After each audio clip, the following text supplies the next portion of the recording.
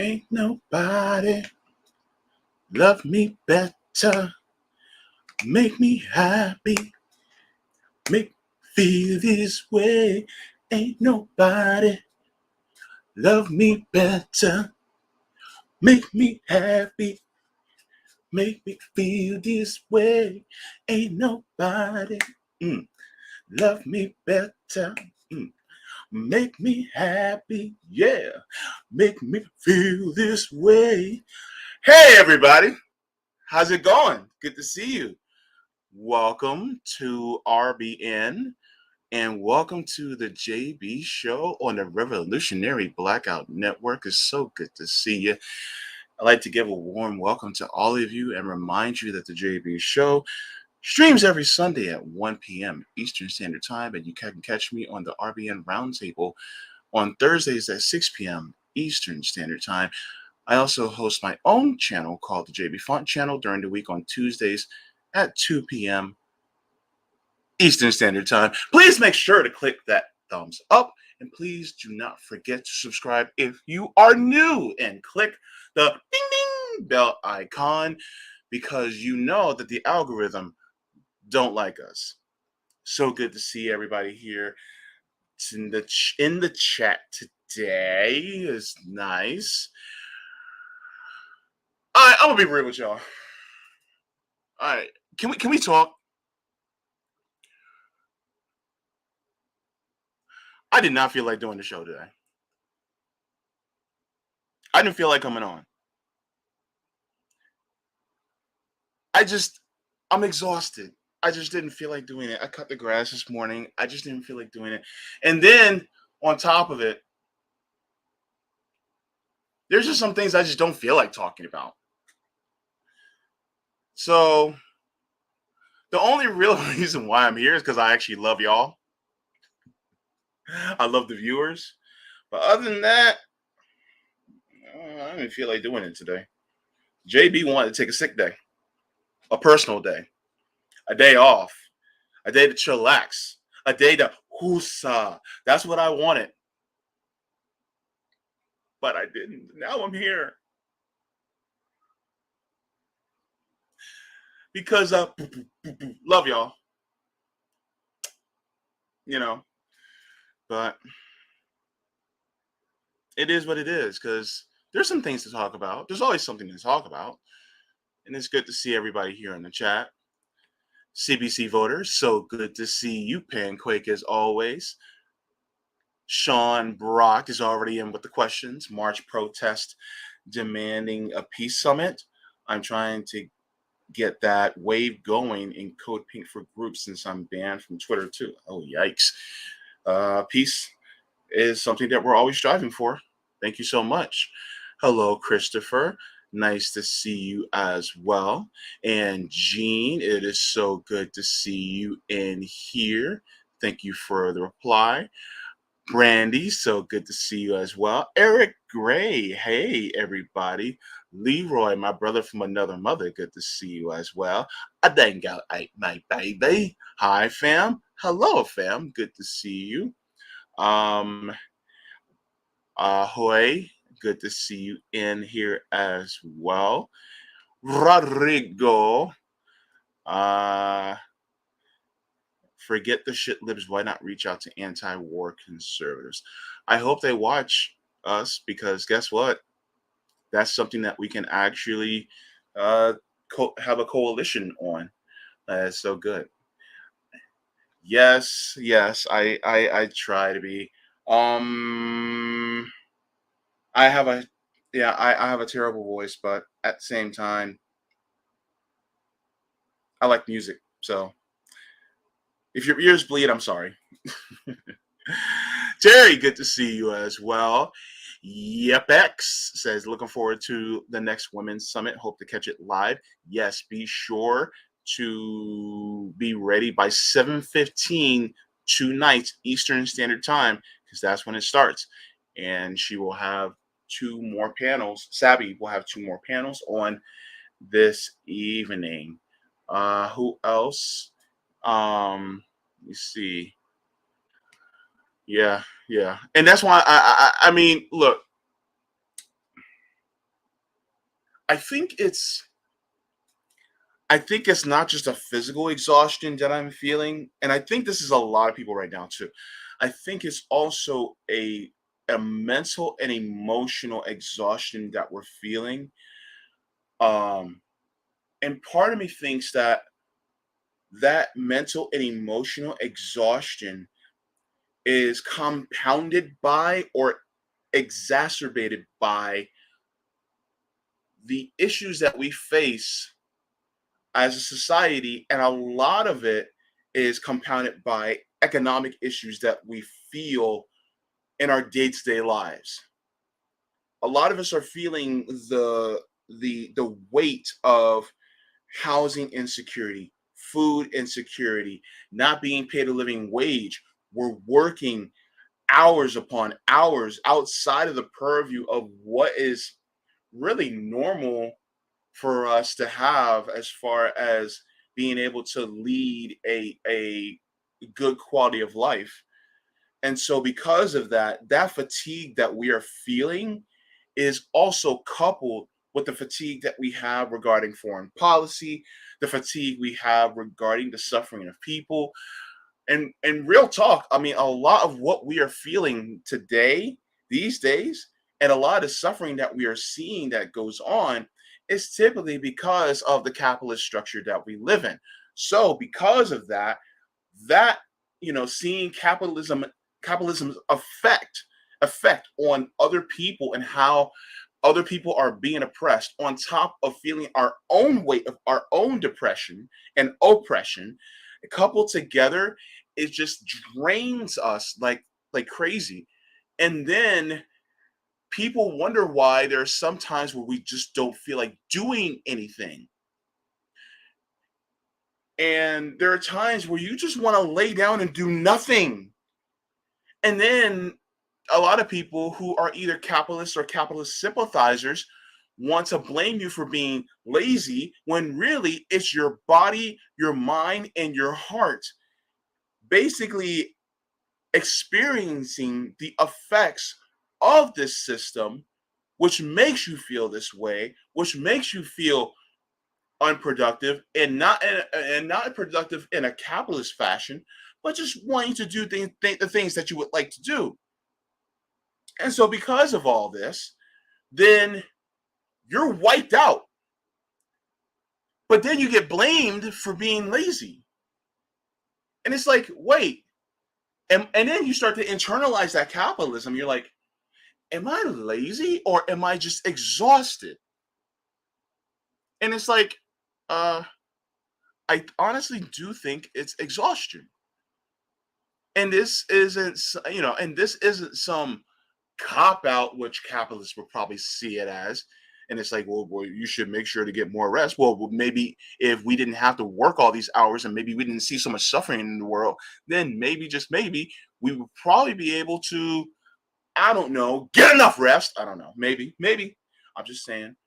So, and I don't, if I were going to do this, I would want to give you guys a decent uh, time as a buffer because I'm so regular with these streams that it is now habitual. And so I don't want lose viewers to lose out, you know, when they're typically expecting a stream because I would rather give you guys enough notice before I say, hey, JB's not going to be doing the stream this Sunday, so that gives you guys time to make other different plans or whatever for another stream. But I just wanted to do a Q&A today because number one, I'm tired as hell. JB is going to be real with y'all. That's one thing you never have to worry about is JB's going to be real with y'all. And yes, I'm speaking of myself in the third person right now because I am. I'm ridiculous. This is why you guys tune in because I'm ridiculous. Let me see. Kay Harris, so good to see you. And as well, my friend Quaker Anarchist, so good to see you in the chat. All right. Who else is in here? Alex, nice to see you in here as well. JM, playing at 1.25x speed to catch up. Good to see you as well. I'm just giving out my hellos and giving some explanations to all my friends. Let me see. I'm here too with you until I perfect my gospel recording to Look, you're not gonna see me. I might actually do. I would love to do voiceover though, but as far as singing, no, that ship has sailed for JB a long time ago. Leah, so nice to have you. Welcome. Both parties are traders. Thank good to see you as well. Yes, please. If you like the stream, then please make sure to give it a thumbs up for your old boy JB. Um, Sweary Fairy, so nice to see you in here. Hope you take time for yourself to chill after this. I will try, but I have a meeting after this too. Selfish.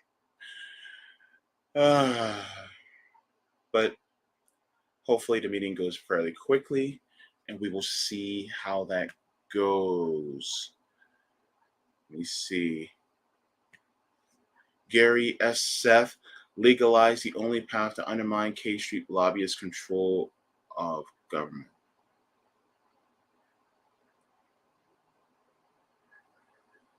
Legalize weed?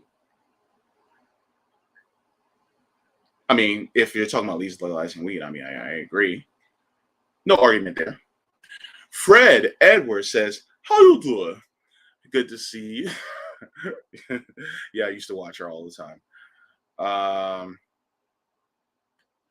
Yeah, yeah. I dingo. Burnout from fighting all the BS narratives. It does get exhausting because a lot of look. I put out one tweet about being skeptical of what your government puts out, and then next thing you know, people start attacking me. Meanwhile, you have the government bombing Somalia, doing a proxy war in Yemen by means of a seriously oppressive government like Saudi Arabia. Like, if we're talking about oppressive governments, why haven't we done, why haven't we had this amount of vitriol towards Saudi Arabia? If we're really talking about oppressive governments, then why haven't we, had this much energy towards the government of Israel for what they're doing against the Palestinian people? Like, really? Like, we're gonna go that route, and yet it's like we pick and choose. Eh, Come on, it's like, come on, like, and then we bomb all these different countries, and we talk about um you know having countries having a say over what goes on with them, having uh their own autonomy, and yet the United States comes in on a cornstarch colored horse to tell them what they should and shouldn't do in their own governments. And yet our government is actually the one that decides to tear down what the United States is going through. I did not want to get into this subject, by the way. I don't know how I drifted into it, but I am going to be leaving it very, very quickly. But yeah, if we're gonna cover all the if we're gonna cover all the oligarchs, and we're gonna cover the people who are committing atrocities all over the world, then we need to be talking to Reagan. Well, Reagan's dead. We need to be talking to Carter. Bush Senior is dead, so whatever. We need to talk to Clinton, Bush Jr., Obama, Trump, and Biden. But if you bring that up, then people want to make excuses for them. I'd argue those are the biggest war criminals in the world. Those are the biggest war criminals that have existed within the last 30 years. Those are the biggest war criminals that actually should be tried by the people.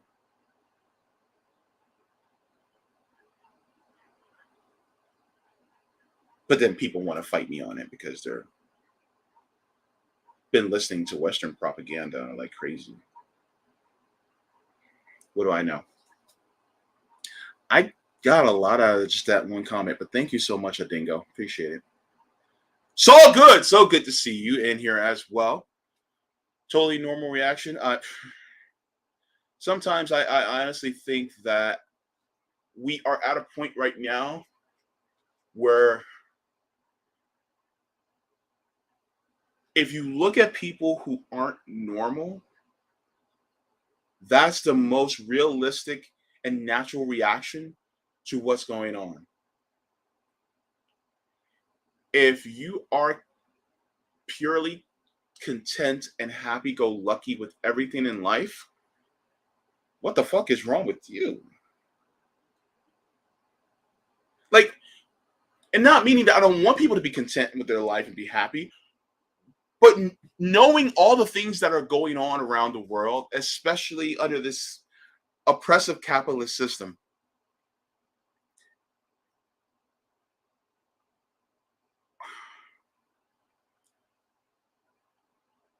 why are you happy? I tried to put it in a more eloquent way, but I just couldn't put it in a more eloquent way. Why are you happy? Like, or not that.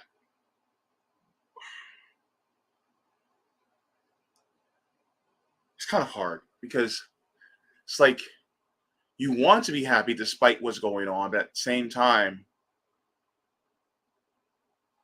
it's tough because people are going through so much. Okay, hypothetical question.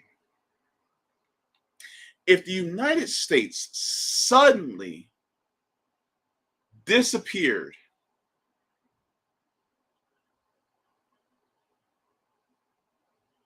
I'm not saying that all the problems in the world are the cause of the United States, or I should say the West, but a lot of problems have resulted from the United States and Western nations. Like a lot of problems. And some people can probably argue, well, some Eastern nations probably would have did it anyway. But now that we know what these goals and these ideologies bring and the suffering that it caused, if the United States and many other Western countries were to disappear right now, how would the world fare? If capitalism were to disappear right now, how would the world fare?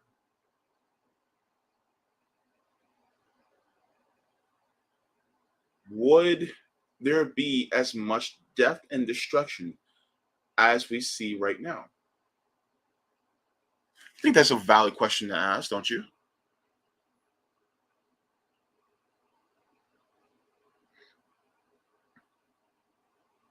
Ronin 420, nice to see you. Everyone's saying Russia, I didn't want to say the word, invaded Ukraine. I know intelligence and government officials always say, always lie. But what do my friends who keep calling it an invasion? I guess what I tell my friends keep calling it an invasion.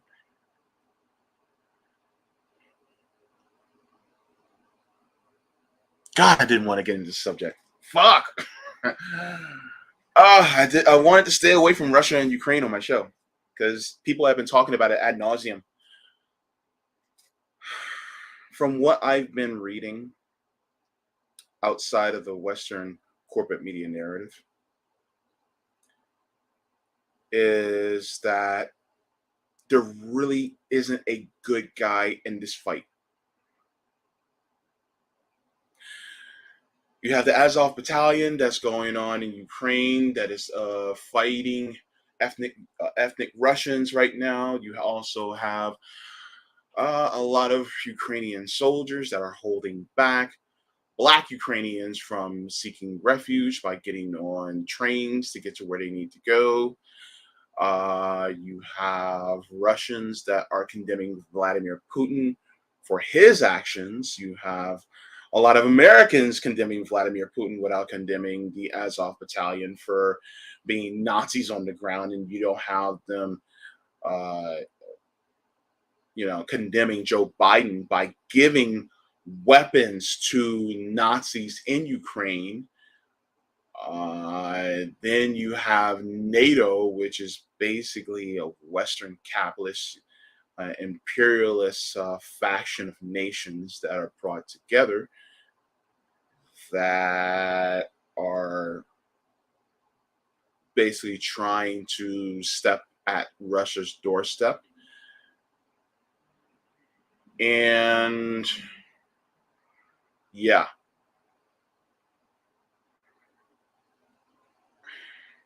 look, was the Iraq War an invasion? Was the Afghan War an invasion? Was the Syrian War an invasion? Was the war in Yemen that's using the weapons that we provided to Saudi Arabia, is that an invasion?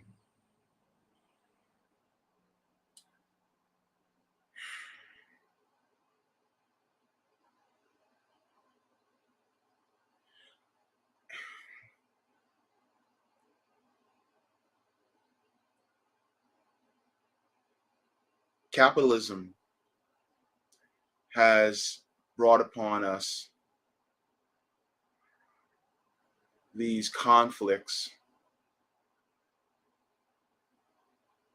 that are seriously wrought by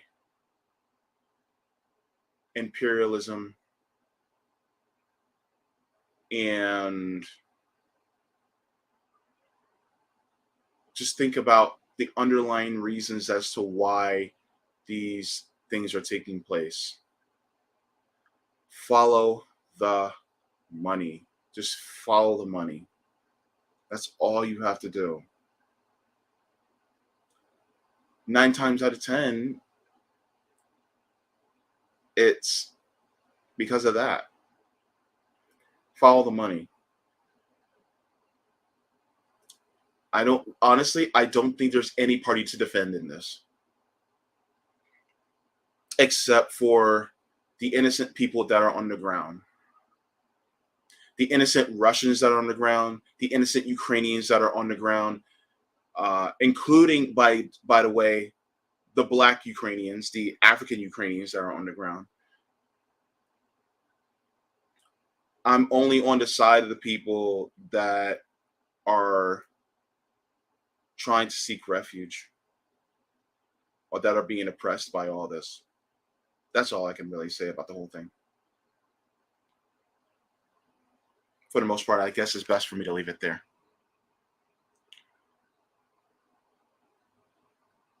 Beverly, good to see you as well here in the chat.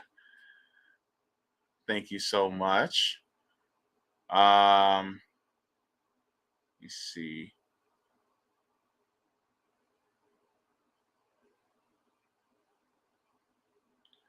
Okay, let's continue to go. Yep says, I know what you mean, JB, feeling mentally, emotionally exhausted when there are dozens of issues we face within the capitalistic greed and imperialism, often being the core problem. Thank you so much Fanitia David, thank you so much for the super sticker. It's so good to be supported. Thank you so much. I appreciate it very much. I'm going very slow on this.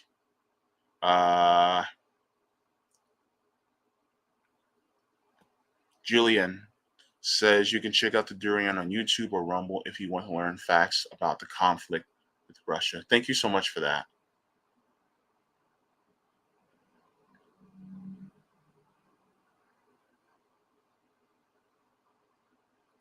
I'm a New Yorker, therefore very fond of sarcasm. Thank you, Robert. When you have time, what does your T-shirt say? It says sarcasm, just one of my many talents. Yep. I just didn't feel like getting really dressed up for today, so let me see. And yes, selective outrage is always rooted in racism. Yeah. There's a lot of selective outrage going on right now. If and my thing is like keep the same energy when you outrage about other things. Um, yeah, selective outrage. Thank you. Let me see. Bart Ag says it's not as if our government is actually doing anything to help Ukraine. It's just words and performance. Um, the United States doesn't need to be police of the world because they've been trying to do the police of the world for ages, and look at where it's gotten the rest of the world. I'm just saying, especially post World War II.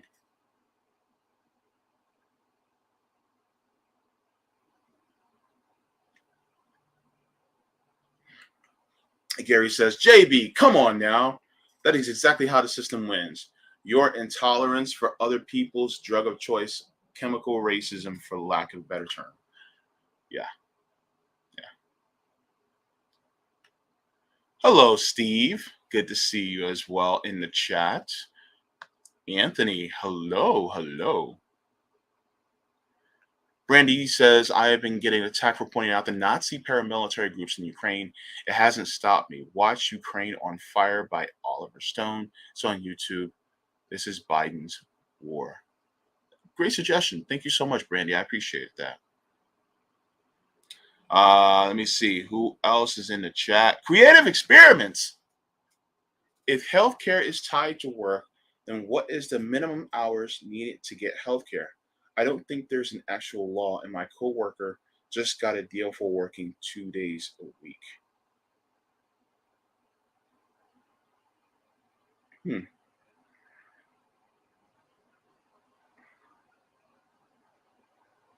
There shouldn't be minimum hours to get healthcare. Time shouldn't be a barrier in order to be able to get healthcare. Healthcare is a right. This is why we actually need full 100% uh, socialized healthcare, owning having a national healthcare system in the United States. By the way, I'm done with Medicare for all. It's not good enough.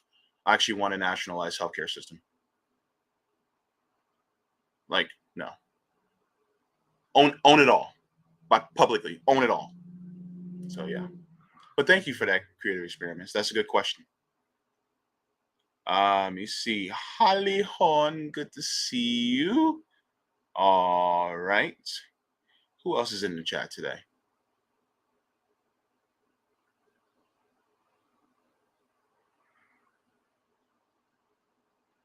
Let me see.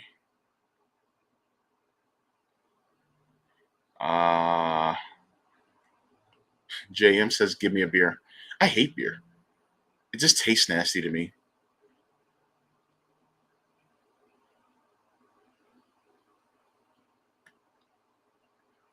I have an aunt who's happy-go-lucky, but she's also deeply religious. I suspect she thinks God will solve all the problems in the world. I was deeply religious too. Um,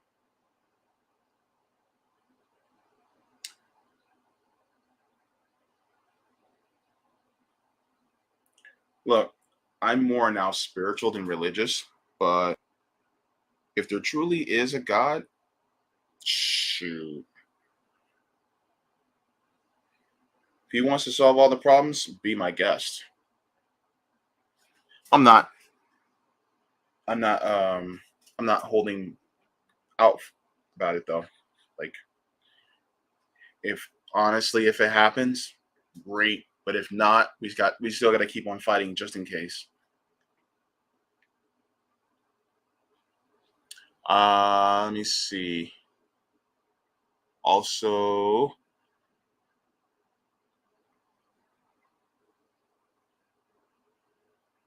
yeah, Lady Alex said war is a crime on Rockfin. Yeah, definitely. Uh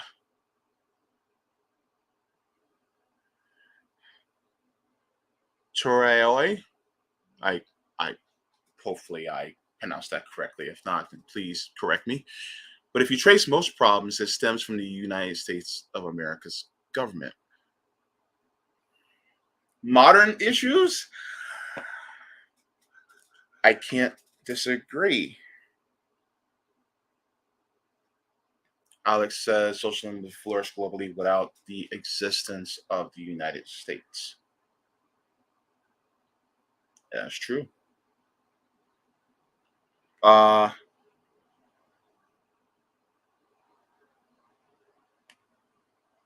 I only have YouTube to support channels like this. I unsubscribe from nearly everything else. Oh, JM, thank you so much. It's nice to know that, we are supported by people like you. I appreciate it. Thank you so much. Julian Naren, hello, by the way, says the only way we can stop the madness going on in the world is for the average person to wake up and stop buying into the narratives pushed by legacy media. Always, always, always be suspicious and take everything that media says with a few grains of salt. I'm really serious. Like, I say basically, like, count on them lying for the most part, unless it's like the weather.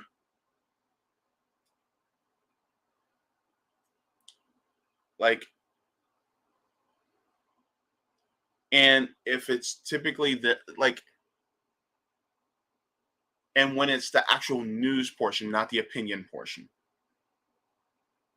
The opinion portion, y'all can just throw that out, because a lot of times that's how they build a narrative, so that you start believing all the BS, and they can manufacture your consent. Look, well, that door is already open, so fuck it. Remember all the anti-Russia hysteria from uh, that was basically pushed on MSNBC, especially by notable people like Rachel Maddow, who were talking about RussiaGate, and she was basically leading the charge on that. That was, excuse me, that was a ploy to push this anti-Russia hysteria. Uh, I shouldn't use the word hysteria because I just learned last night what that originally meant. Um, what's a better word to use besides hysteria? Because I don't want to use that word. Um, Madness. This anti-Russia madness that's been going on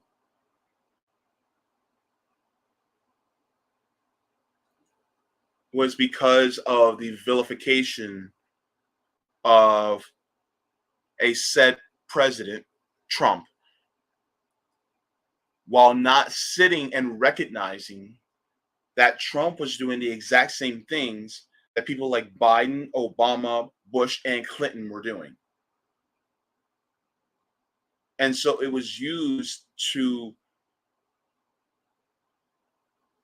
make Russia look like it's the prime enemy and the prime reason for everything wrong in our world, when really the United States is actually the prime enemy for everything that's wrong in our world.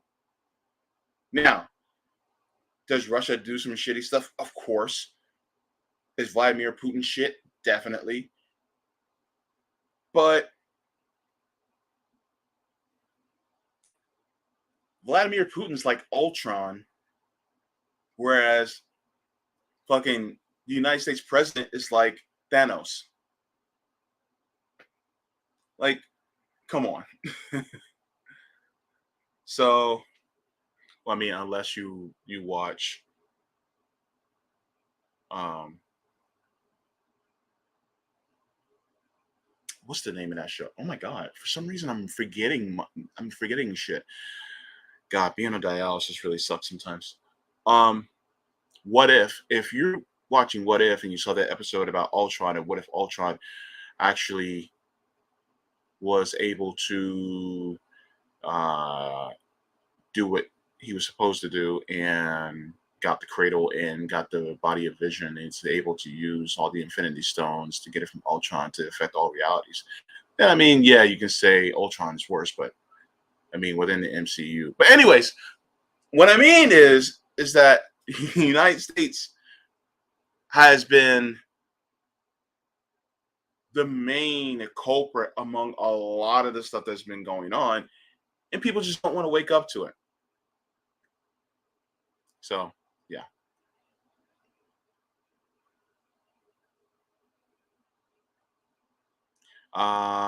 Let me see.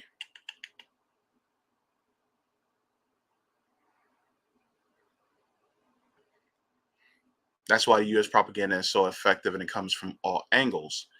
It seems like it must be truth because you hear it from everywhere. Yeah, that's how they get you.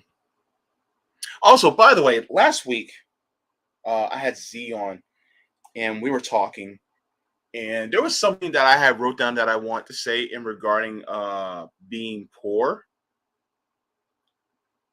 and I wanted to get to that as well before I move on, because I wanted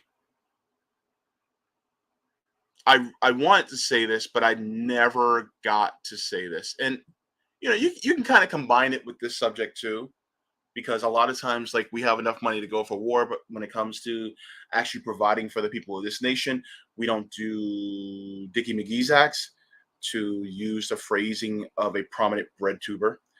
Um, but yeah, they don't, and so we get a lot of pushback from capitalists and capitalist sympathizers, cappies as I like to call them, and they basically say, well, we've done all these great things and we have some of the richest billionaires, and they want to put focus and emphasis on the people who are rich, which I say is complete and utter bullshit. Now, here's what I say. It's in my notes. I said, I firmly believe that people who benefit the least from this unfair system should get the most focus. Instead, we are vilified and demonized instead, because we aren't willing to exploit our fellow occupants of this planet in order to have more than them. We do not need to go by the archaic survival of the fittest model, because we are in a modern society that is consciously and technologically above that. We possess enough resources to take care of everyone's basic needs as a collective whole, and we receive those resources for free from the planet largely. Some cultivation and building helps us prosper, which many already contribute. So why do some have an obscenely immense amount more than people who have nothing? One word: greed.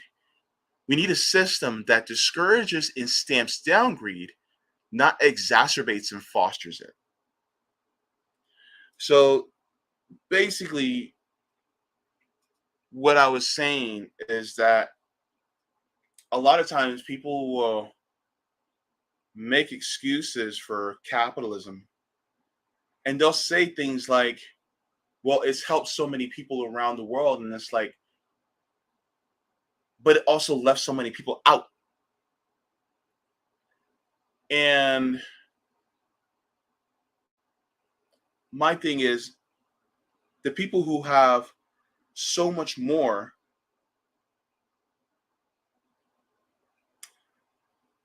the system is dependent on them. The system is dependent on us suffering so that they can have more than everybody else.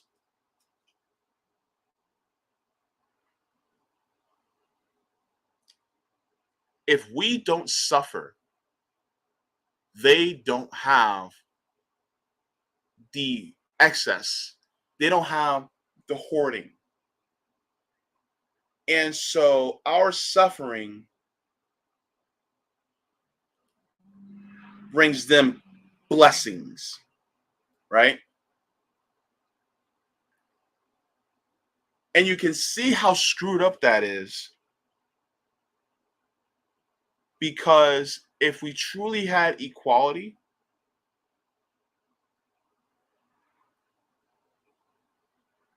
despite our imperfect bodies or imperfect tendencies or what have you,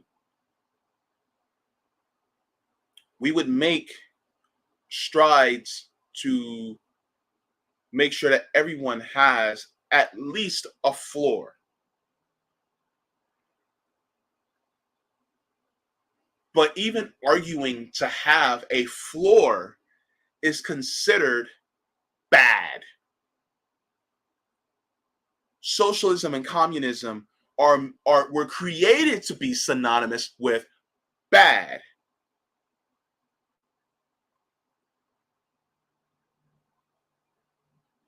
When you call somebody a commie or a socialist, especially during the McCarthy era, it was a way to signify this person is not a good person because they want to take all the wealth that you exploited away in order to make everyone else's lives better. And their lives could be better, but they're just a bunch of lazy assholes and they just want something for nothing. It's funny when people talk about they want something for nothing, yet employers will try to make you work for free.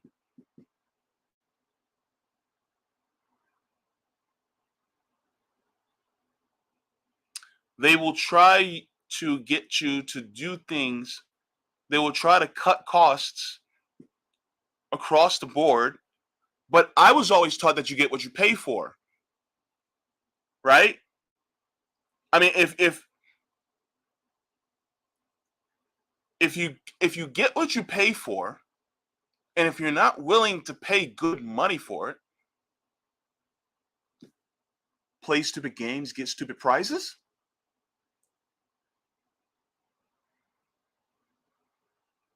I mean, the rich are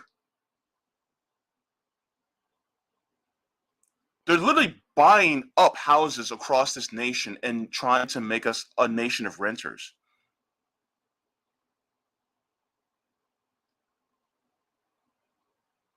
So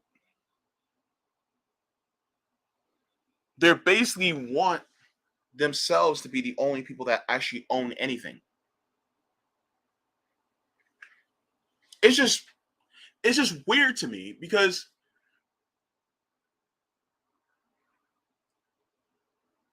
you talk about the markets, the markets dictate. It's the free hand of the markets. The hand of the free markets is what controls everything. And literally, the price of labor is going up because people are withholding their labor and saying, no, you have to pay me more if you want this labor. And then they start to complain and go, nobody wants to work.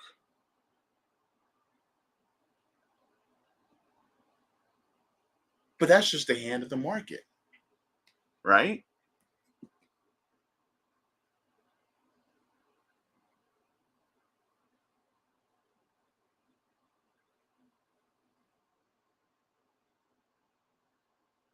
My thing is,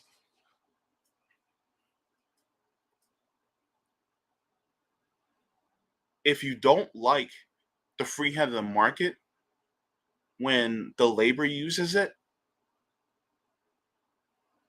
if you don't like capitalism when labor wields it, then maybe we should just get rid of it.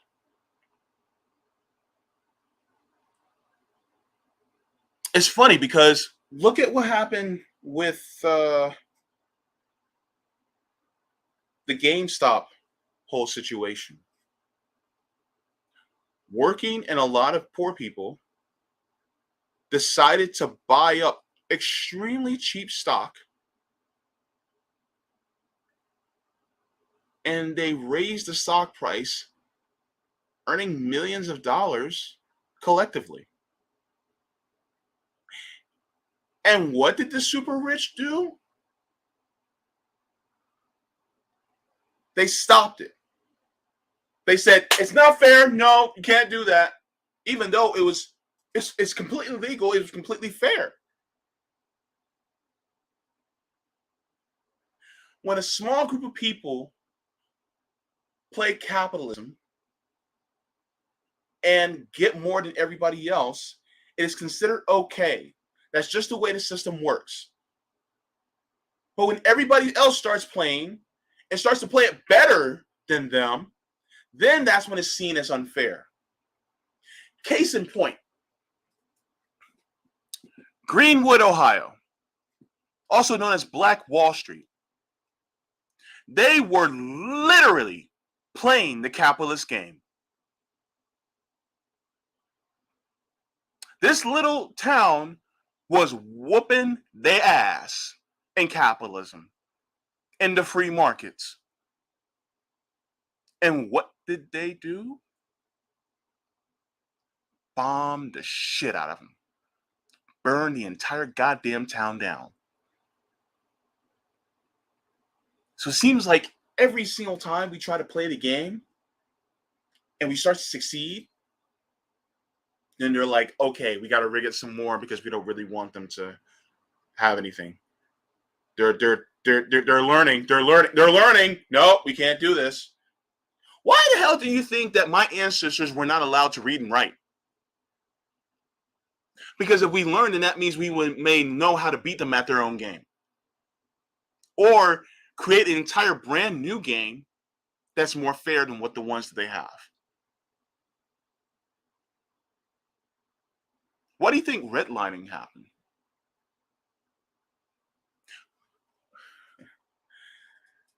Like, we literally were like, okay, y'all want us to play your game? Especially black people. Y'all want us to play your game? Okay, we'll play it. Next thing you know, we started getting better. It appears to me, as a black man, that it's only okay to play a game better if it's in traditional sports, I guess. But the moment we start to play the game better as far as the system goes, that's when it's like, oh no, you can't do that. And now that a lot of us actually see that the system is really just bad and messed up, I'm trying to curtail my language. Now it's seen as even more dangerous. Think about the civil rights era. We're in the last days. Actually, tomorrow is the last day of Black History Month, so let's talk about it. When somebody starts advocating for a system outside of capitalism, they get whacked. Even think about world leaders that were democratically elected around the world. Every single time they tried to give a better system outside of the purview of capitalism, they were whacked. And if they weren't, they were sanctioned to hell. And if they weren't sanctioned to hell, then, well, they are sanctioned to hell. And then people are propagandized or brainwashed into thinking that person is a serial dictator. Now, are there some? Yeah. But a lot of the ones that are dictators are capitalists and they're friends with the United States. It's true.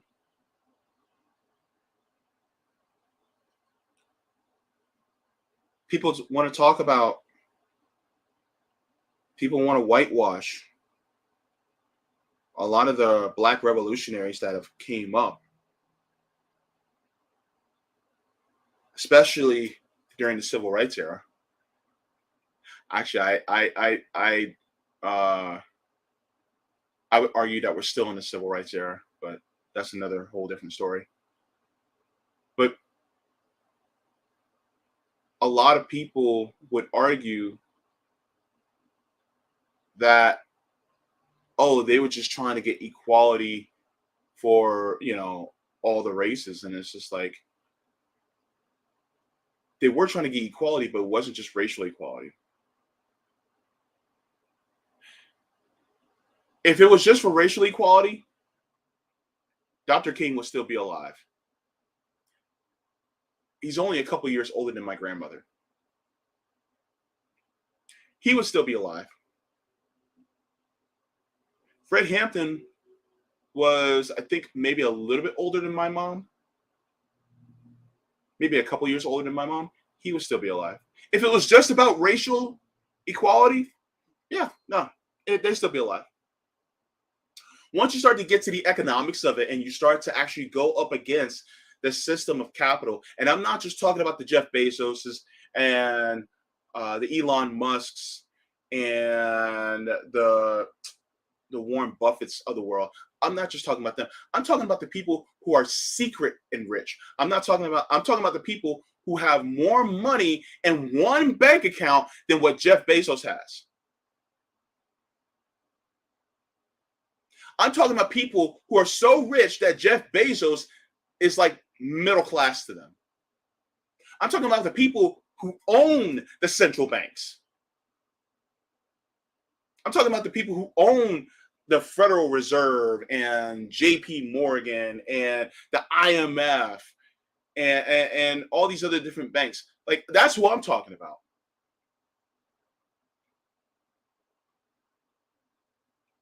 And there's this sense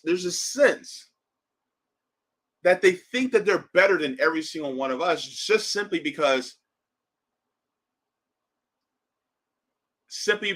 by virtue of them being born into the position that they are, or their family being able to exploit other people for what they have. Simply, they think they're better.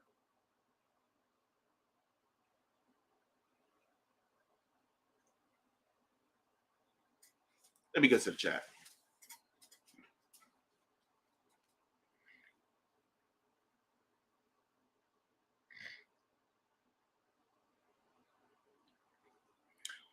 Bill says those people don't exist. JB, banks are owned by conglomerates of people. Well, it's a very small group of people.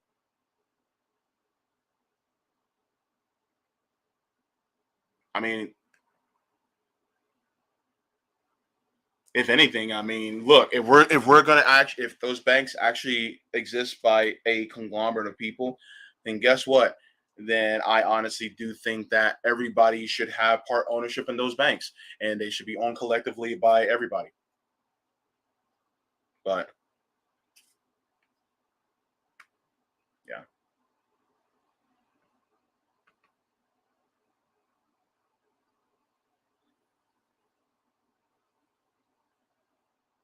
She's Black says MLK was waking up.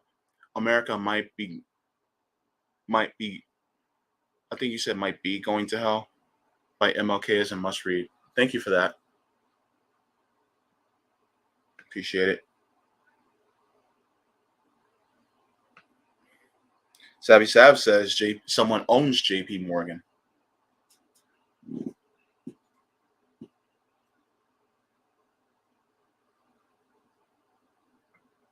A kid. It's good to see you, a kid.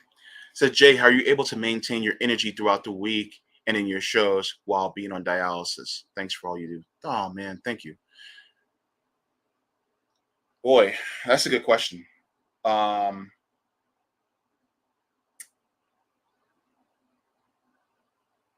It's difficult because I only do my shows on non-dialysis days. Like if you see me on like a Monday, Wednesday, Friday, especially on somebody else's shows, I'm struggling. Like I am struggling. And there are people, who are, friends to RBN that are friends of mine that will ask me to be on their shows, and it'll be on a Monday or Wednesday or Friday. And I have to warn them. I'm like, look, I'll try to power through and come on, but I may not be 100%. And you guys can typically tell. Like even right now, I'm so exhausted to the point where I can't formulate my sentences correctly like I really would like to. Like I'm doing just good enough to do the stream, but let's be real. Like if I truly had like the mental and emotional energy that I typically would like to have, that some days I do have like once in a while, this would be a bomb ass stream right now.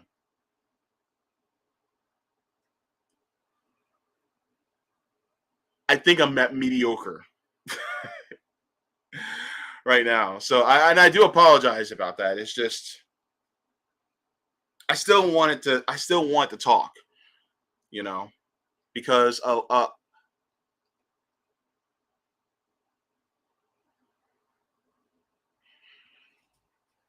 these things can be cathartic.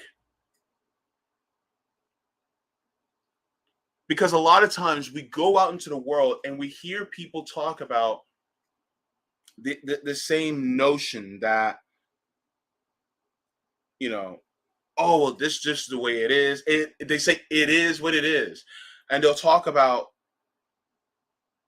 um you're just not doing good enough. You just got to try harder. Um these bouts of despair and sadness and depression, and I'm not talking about the typical like medical diagnosis people have in chemical imbalances and things like that. That's not what I'm referring to, but I'm talking about just sometimes not having faith in the world and things like that. That's just all in your head, and you just need to learn how to regulate that, and you just accept it because that's just the way the world is. And it's like no, no, what I'm feeling is, and I'm typically a happy-go-lucky person, but what I'm feeling is an effect of seeing the world in a degraded state because of the systems that we have in place. And a lot of the fire, especially a lot of you that are watching me right now, feel is that this isn't right. This isn't natural. It should change. I'm going to change it. And that's what it is. And even if you can't physically like change it yourself, like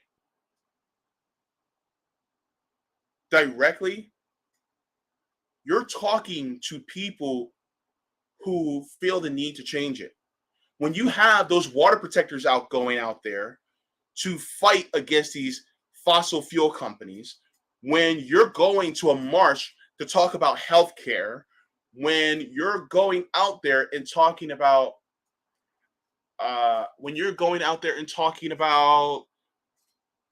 ending the wars, or when you're talking to somebody about ending the wars, or when you're preaching to somebody about that you should be giving a living wage, or that you know people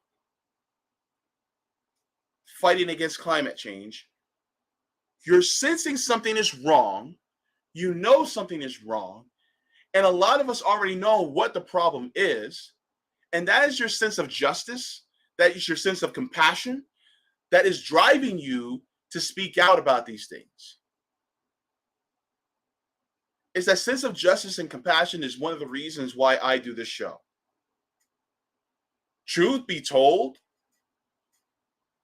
if things were a lot better societally, the JB show wouldn't exist. Because I wouldn't feel a need to do it. I mean, a lot of you guys wouldn't even feel the need to be watching me because you guys, what's this guy talking about? There's really not that much, I mean, there's some problems in the world, but It's not to the extent that, it's something that we should be extremely worried about. It's not as pressing.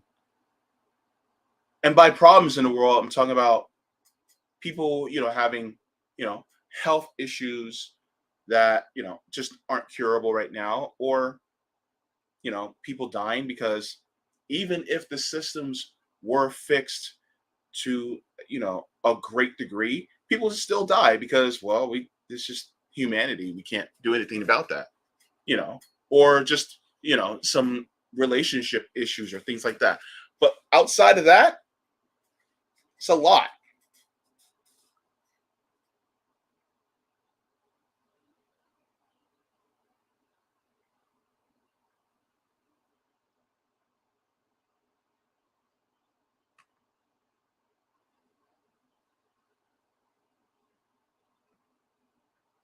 Let's go back to the chat.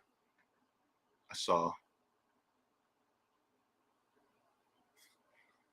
um Creative Experiment says, I really believe that motivational speakers telling you to stay positive and believe in yourself were designed to make you feel like it's your fault you're poor. Yes. Yes.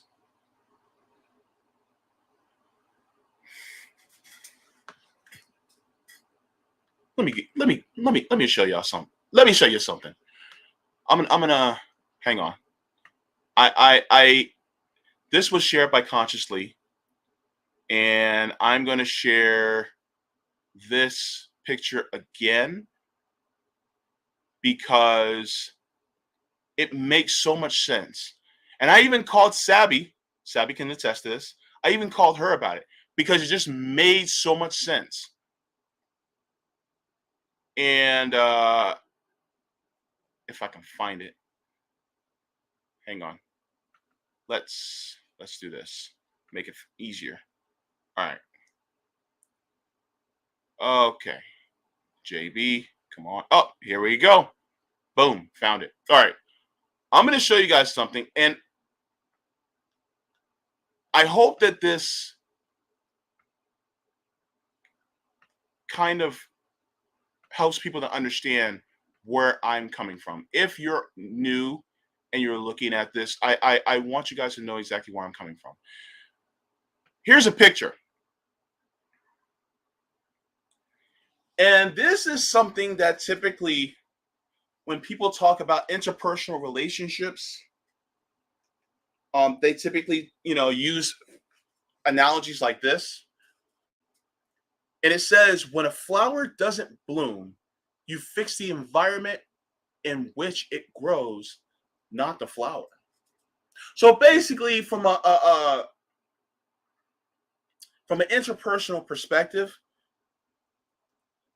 it's, you know, if you're not feeling your full self, if you're not blooming as your full self around the people that you associate with, or the people that you're typically around on a regular basis, then it may not be you. It may just be the environment that's around you.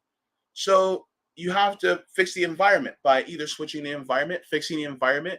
This could be putting, boundaries up, or getting to know these people better so that you can have a better relationship with them, or seeing them as people that were there for a season and now it's time to jet.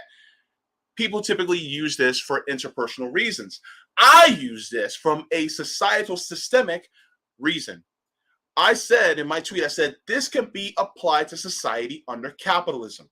You only see a couple of flowers blooming, right? There's a sea of people, AKA flowers, but only maybe a few of them are blooming. But the problem isn't the rest of the flowers, the people, it is the environment or the economic system. Fix the economic system, fix the environment, and the flowers or the people will flourish. Basically, meaning you sitting there and going, oh, well, all these people, they're just lazy. They just they're just poor because they're lazy. It's like, wait, no. Because if that was the case, they all would have so much better.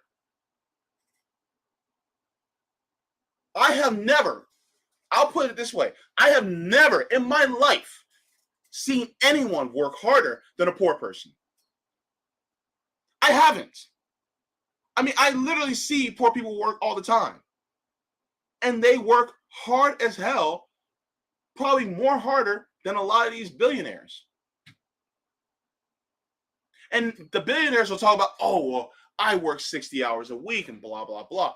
And the thing is that it's like, okay, but how many vacations a year do you take? How many, weekends do you go out and just chill and just do, random shit without having to worry about your finances? Do you actually take break? And they'll be like, and a lot of times they'll say, well, I did it all in my formative years. And I'm like, so did we. Why aren't we in the same place? And they'll say, well, I came up with an idea or I got an education. And it's like, but a lot of us did that too. Oh, because you're better. Because you're just better. And then when we talk about changing the environment, because they were able to grow in that environment, it's like, oh, well, we did it. Doesn't mean that the rest of us will. Like, what in the hell? Like, and here's the funny part. When we try to change the environment, we're doing it so that a lot of us won't just survive. In fact, let's do a lesson here. All right.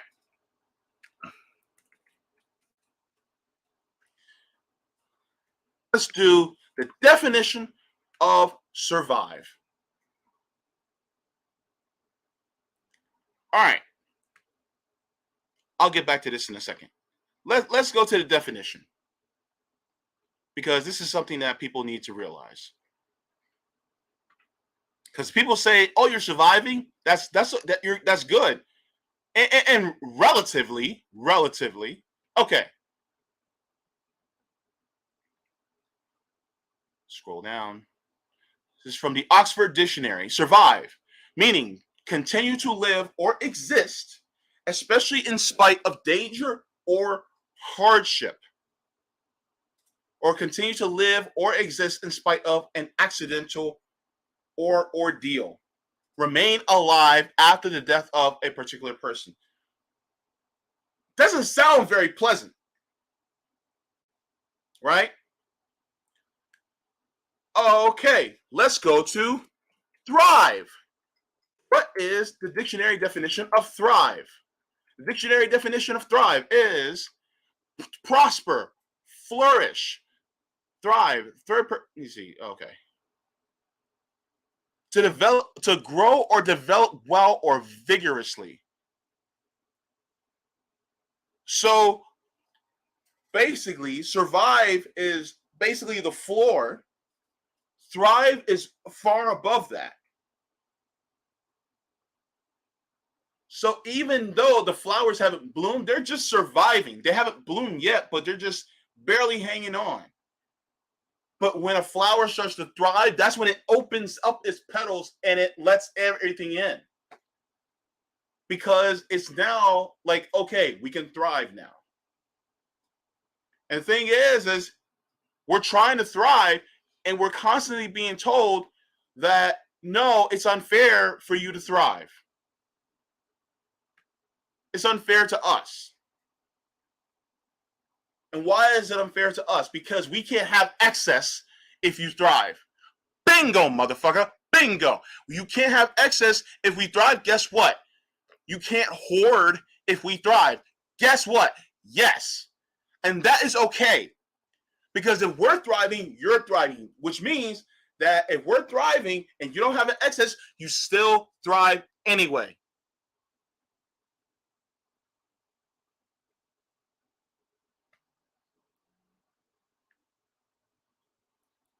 And people want to talk about it's your fault. 100,000 people are dying because they don't have health insurance. You're telling me that it's their fault? It's collectively just their fault?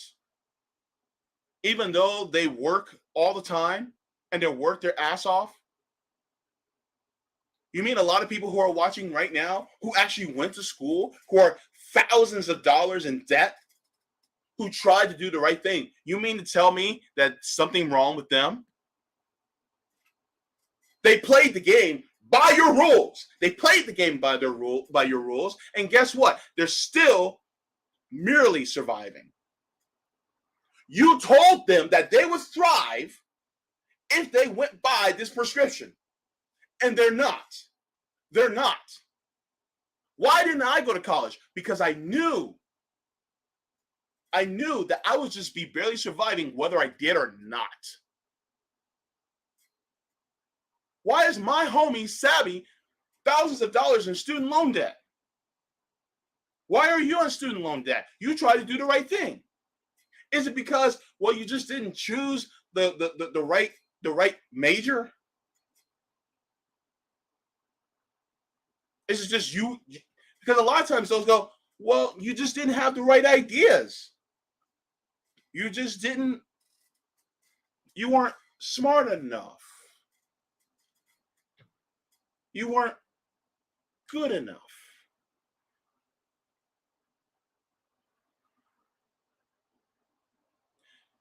If you're willing to tell me one human is better than another, that one person's life matters than another person's life, you're a sociopath. Or you're showing sociopathic tendencies because you feel that one person's life is better than somebody else's. Is the life of Jeff Bezos worth more than the life of some dude that's out there on the street begging for food?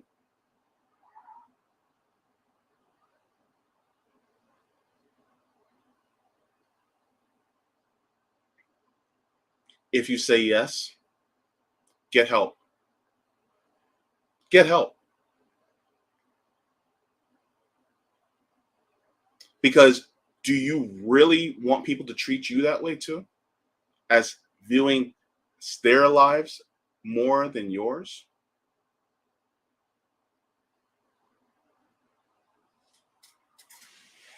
I'm sick and tired of surviving. I want to thrive. And I'm sick and tired of seeing other people merely survive. I want them to thrive. I'm sick and tired of it. And the collective is sick and tired of seeing people merely survive. Because we know that we can thrive. We have the resources to thrive. And yet you got some people hoarding all the resources so that we can thrive.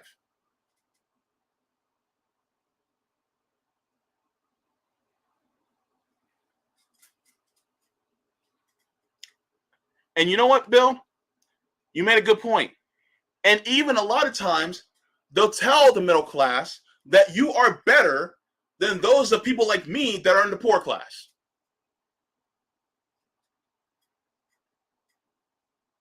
They'll tell them, oh, well, at least you're better.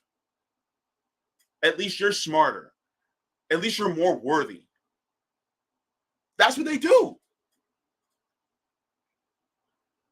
They used to do it from a race analysis. Well, you're a poor white, but you're still white. You're good. Now it's, well, you're in the middle class, so you're better than them.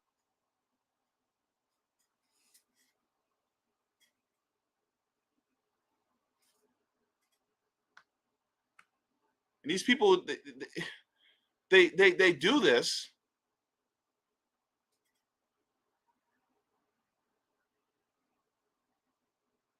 Well, Kevin, you're right.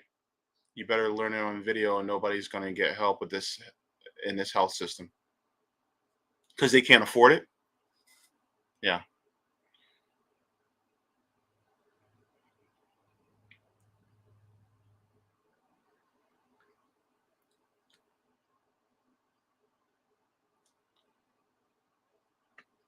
Kay Harris says, "It exactly one of the first questions you'll be asked in this country when meeting someone new is, so what do you do?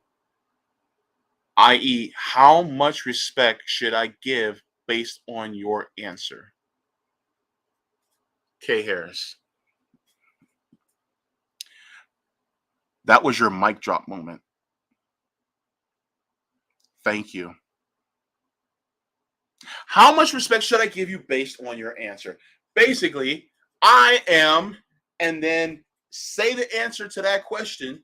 And if you say I'm a barista at Starbucks, or I'm a service worker at a gas station, or I am I take orders for people at Wendy's, then guess what? The respect level goes down because you are viewed as somebody who has no ambition. You're viewed as somebody that's lazy. You're viewed as somebody that's uneducated. Despite you working your ass off in whatever position that you are, or even if you are disabled and it's really difficult for you to work, and you go, well, I'm disabled, I'm not working right now. Oh, okay.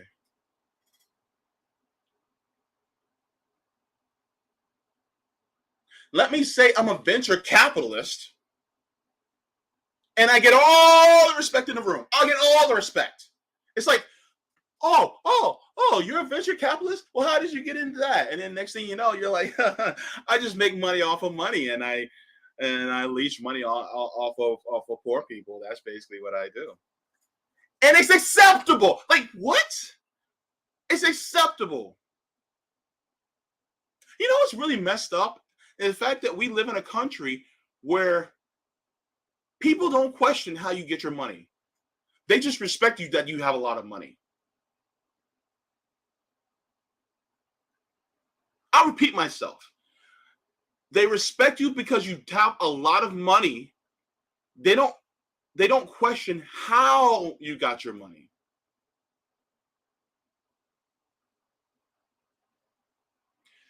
People are praising and clapping for Rihanna, not knowing that she's literally exploiting Indian children in India for her makeup line. How much do you respect her? Don't get me wrong. I like some of her music. Don't get me wrong. I got some. Look, I got some Rihanna music in here. Trust and believe that. But at the same time, do I really respect her as a person if she's willing to exploit little children in India for her makeup line, for Fenty? No. Why should I? Especially if you have control over that company. You get to be that rich by exploitation. You only get there through that. But you see how our society is?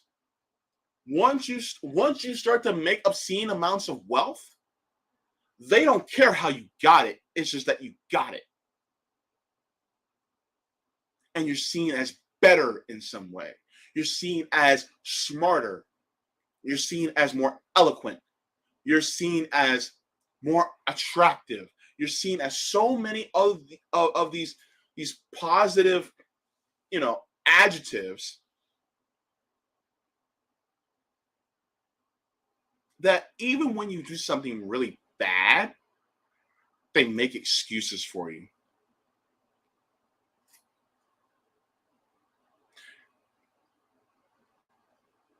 Let Jeff Bezos come out and say the N word. You think he's going to get canceled?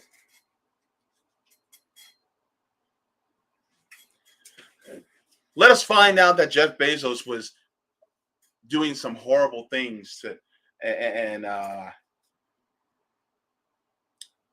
exploiting people in Africa for mining or something like that. People don't care.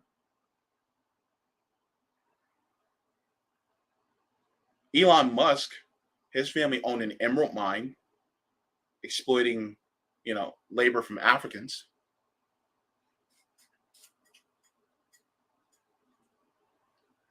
Why do people still have this immense amount of respect for him? There's this notion that you work harder, that's how you got more money. No, it's not because you worked hard. Because if that was the case, then everybody would be billionaires, which means everybody would actually have equality.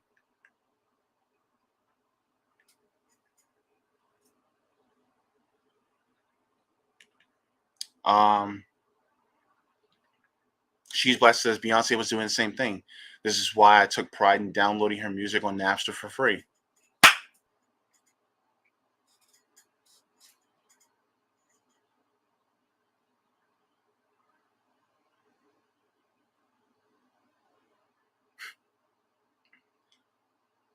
Look,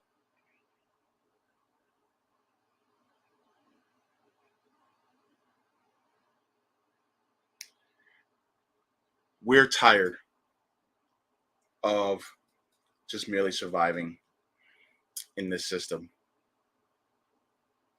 And every single time we try to make it a system where we thrive,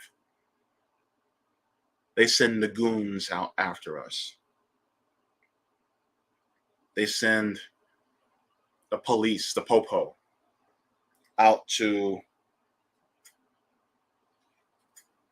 bash our heads in because we dare try to take what's really rightfully ours because it was exploited from us.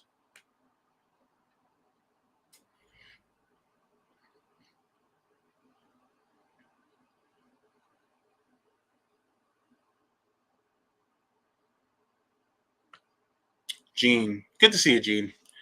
John Steinbeck once said that socialism never took root in America because the poor sees themselves not as an exploited proletariat, but as a temporary embarrassed millionaire. Yep. They wanted to make it seem like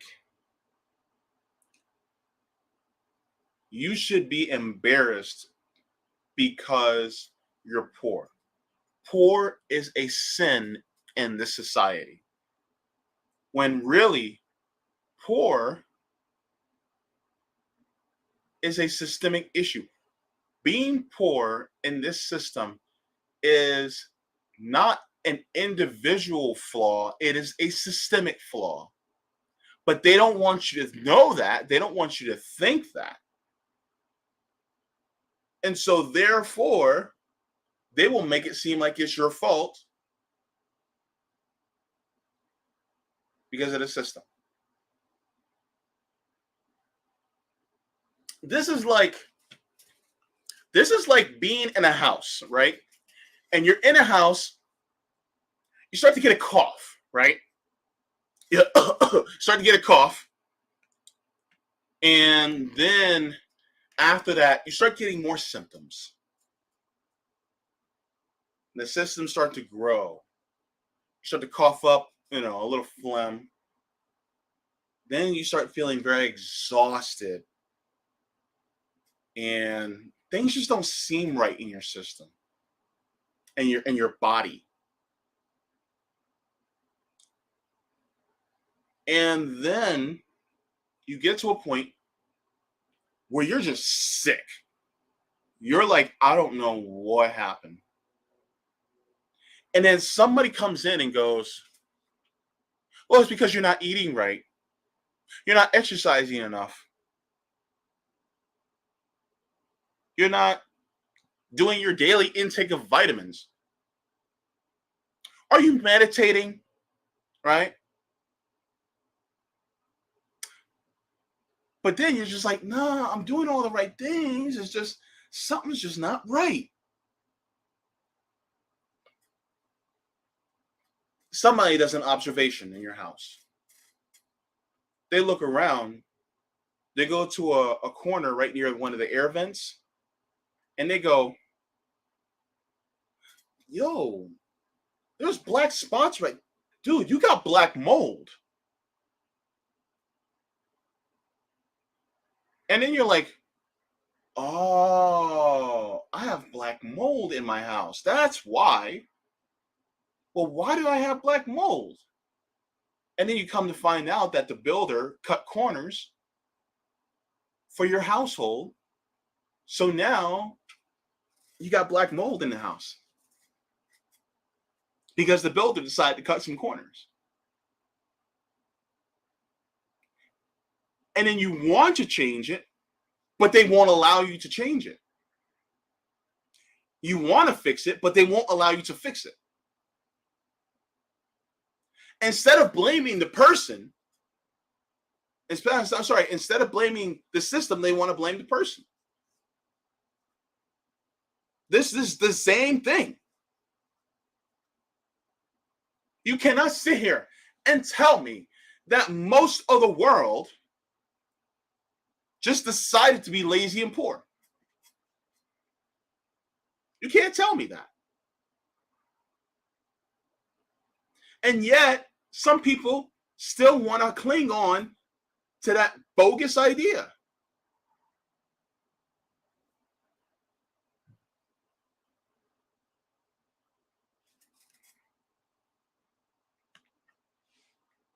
Yup. Yup. Blame the system, not the people.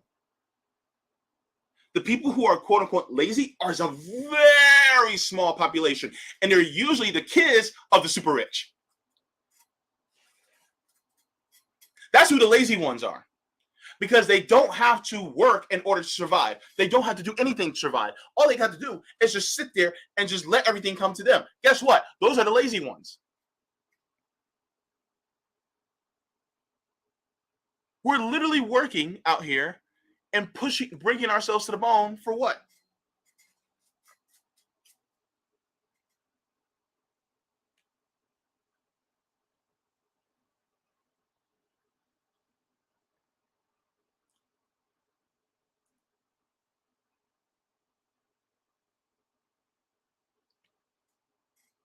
Spot on, JB. Thank you very much.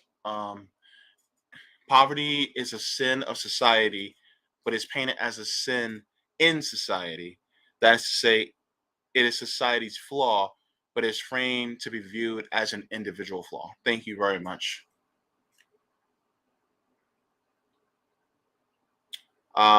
Steve says one of the remarkable things about private property is that it only exists because it is enforced. Having the skills to tend land are far more important than owning it. What if a group of people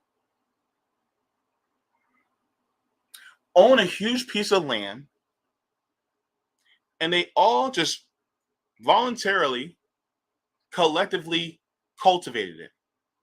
One section you plant some orchid trees. One section you have a vineyard. Another section you would have some veggies. Another section you would have wheat fields. Just different sections of everything. And anybody can use it. Anybody can pick from it. Anybody can, you know, get some food from it. Just go in, grab your food, you know. And while you're picking your food, you know, you bring maybe, you know, a jug of water to irrigate it a little bit. Or you do a little something, something, you know, just to say your thank you for getting that. Would that be so bad?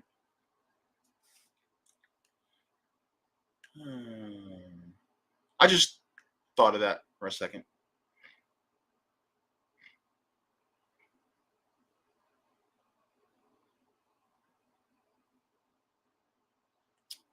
Let me go to Rockfin. Any comments?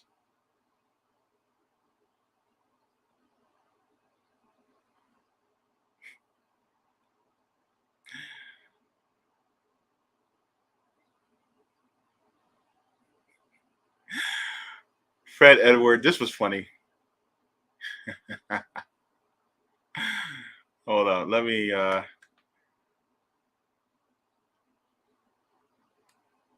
This was a comment in Rockfin. I'm gonna share it with everybody. It was funny. Fred Edward, you're hilarious. This is good. All right. Fred Edwards says Count Chocula wants to be a serial dictator. Boo Berry and Frankenberry joined to stop him. You know, I never ate Count Chocula. I think I don't. Wait, have I? No. Cocoa Puffs, though, I have had. But Cocoa Pebbles? Now that's the stuff. I'm telling you right now, that's some bomb ass cereal. I'm just saying. I don't eat a lot of cereal lately because I can't have too much milk because of the phosphorus, because I'm a dialysis patient, whatever. But yeah. Kush Renata, good to see you. We do they let me see. We do they down here in Locust, North Carolina. Community gardens are a godsend for the poor here. That's beautiful. That is beautiful, Kush Renata. Thank you so much for letting me know about that. It'd be nice if we had that in my hood. Um, there's no open fields where we can have that though. So unfortunately, we got to go either to the local Publix, which is one of the pricier stores, or we got to go to the Save a Lot, which is about a block away, or the Aldi across the street from there. That's basically all we have.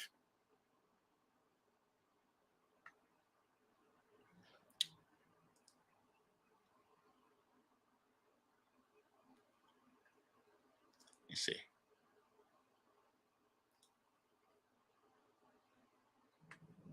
Yeah, Cocoa Pebbles made the best chocolate cereal milk. Yeah. And by the way, people, do not drink pre-made chocolate milk from the stores. Just don't. Trust me. Um, Here's why. A lot of dairy farms, they only allows a certain amount of impurities for regular milk. They typically take the milk that has too many impurities and they make it into chocolate milk.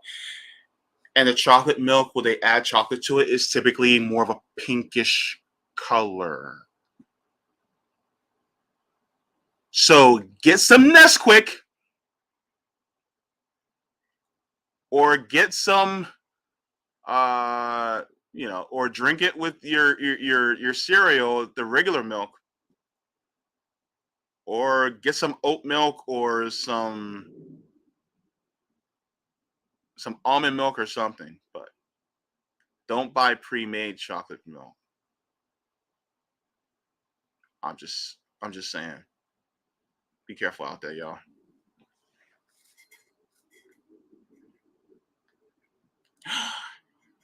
Rice, look, Gene, rice and beans. That it slaps.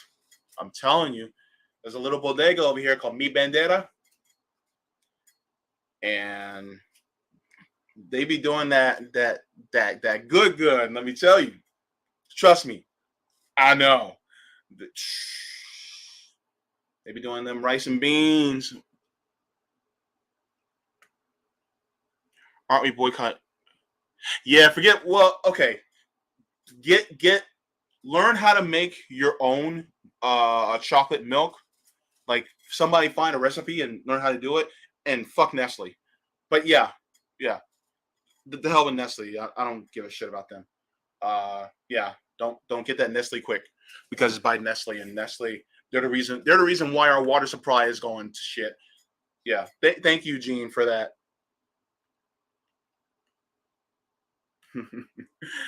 Milk is for baby cows, not an old woman like me. Get almond milk then, or oat milk, something like that.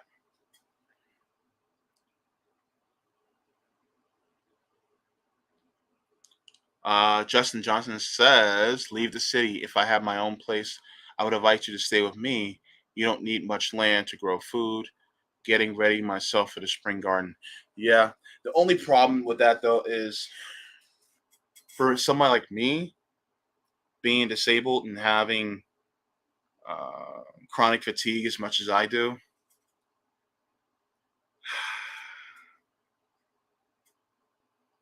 it's just hard, man. Um, it's just difficult. Like if I were more healthier and able bodied, then yeah, definitely. But yeah, it's not as it's not as favorable conditions as I would like. But I appreciate the thought, man. It definitely means a lot. It really does. Um,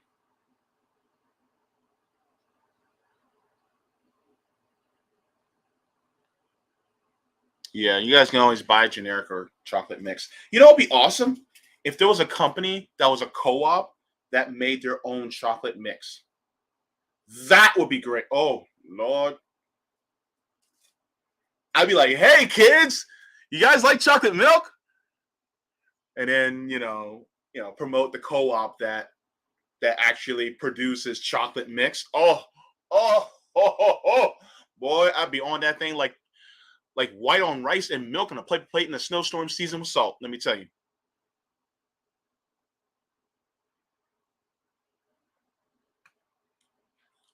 Yeah, almond milk is really hard to milk. Milking nuts is hard.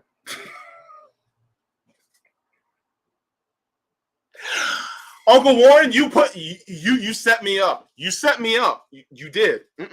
Nope. And if y'all want to hear it again, just rewind the stream. Thank God I'm not high. No, I am not diabetic. Oh, by the way, thank you for asking that question. To anybody that's watching, just to everybody who is in the back, I do not have diabetes. I am not diabetic. Let's just put that out there. I am not.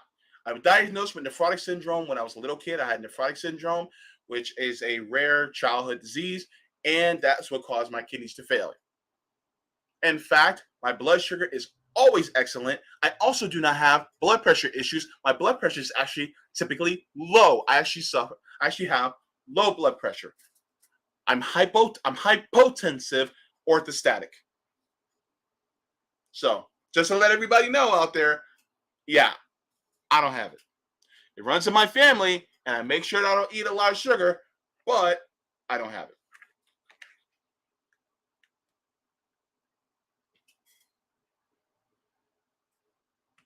Steve Breadlove says, from each to each, there's a role for someone on a farming operation. You could keep books, do social media, marketing, etc. Oh, yeah, yeah. Well, I mean, that goes according to, each according to their ability and each according to their need, which I actually like that. I actually like that phrase because it just it sits well with me. It sits well in my spirit. But yeah, so yeah, I like that. Um,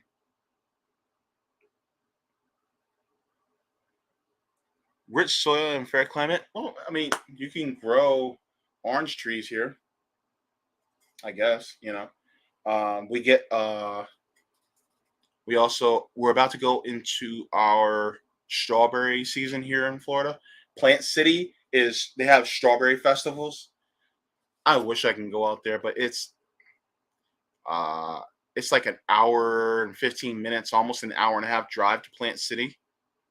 And I wish I can get out there just to buy like huge things of strawberries, and then I'd be doing strawberry smoothies for a whole week.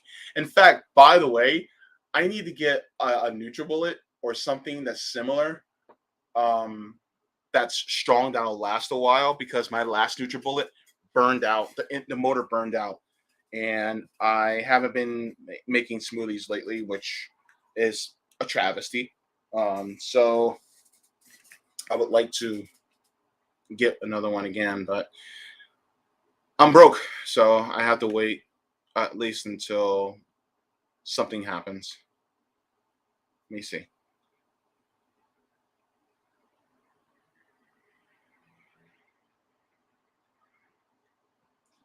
shoo away the crows. I'd be like a scarecrow, just like in The Wiz, you know.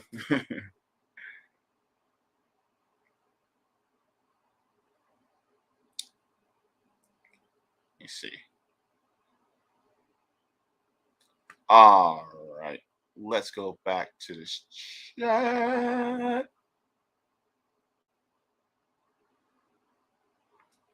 Even though it's difficult medium, clay is nutrient dense.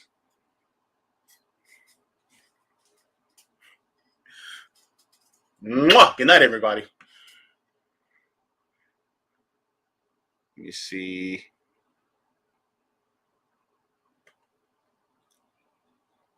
Just as someone, let me see. As someone who enjoys doing manual labor, I wish I had help with all the record keeping, pricing, seed, and implements, and general workflow planning.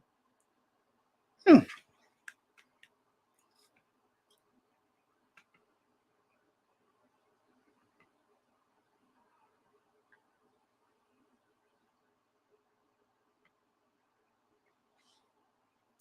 me see.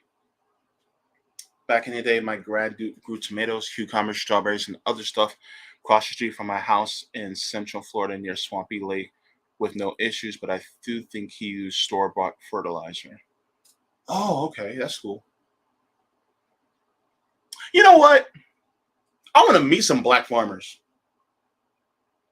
I've never met a black farmer. Actually, I've never met a farmer. God, living in the city sucks sometimes.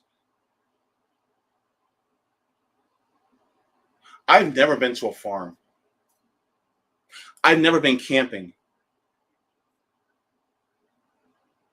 I've never seen more than 20 or 30 stars in the sky at night.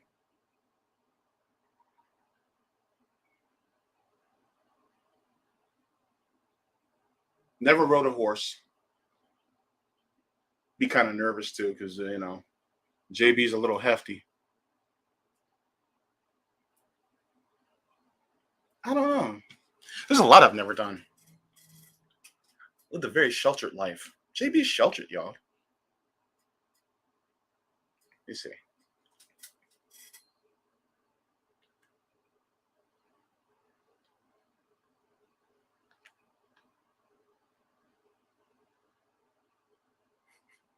Kingpin. Yo, real talk. Okay, this is hilarious. So on Savvy's show, somebody commented and they had a Venom avatar in theirs. And now I'm talking and I have a Kingpin avatar in my chat. Like, there's like this Spider-Man thing that's been going on, between me and Savvy. It's kind of funny. It's hilarious. I just noticing a pattern. It's pretty cool though. I like it. So, but you say my back would literally explode if I tried to do manual labor. So God bless you all you people who do it. Yeah, some of us are able to. Some of us aren't able to. We have to use our brain. Well, no, people who do manual labor do use their brain, but it's more they do more labor intensive, where we're doing more cognitive intensive work. I guess that's the best way I can say it, because I don't want to be offensive to anybody. But I hope I said it the right way.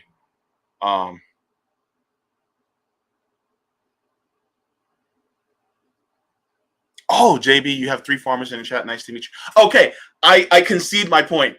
Okay, so I have met farmers, but I just never met any, like, physically, like in face to face. And I've always wanted to go to a farm. Like, I think that'd be cool. Though I can't imagine it won't smell the best. But I imagine the plant, the fruits and veggies that grow out there be on point. And as somebody that actually went to culinary school, yes, by the way, I went to culinary school. I could probably do some damage in the kitchen. I'm just saying. I'm just saying. Especially if y'all got some collard greens. Y'all got some collard greens and let me get up. Don't let me get up in there. Rome posting pictures of him grilling. Don't let me cook. Next thing you know, I'm gonna show up Rome. And by the way, Rome, if you're watching, we cooking when you get down here. We cooking. We're gonna make something. Watch it. Rest and believe, trust and believe. We making something. Okay. Stay human. Good to see you. JB, ensure one of us can give you some farming experience if you can or want. That'd be kind of cool. I've seen some stuff on I've seen some stuff on the YouTubes and the TikToks of different tips to be able to grow certain things. I just need to. I just don't have space. But I would like to be able to do stuff because I know that you can do it with herbs. I know that you can make green onions or scallions and replant those in water and regrow those. You can do the same thing with, gosh, celery.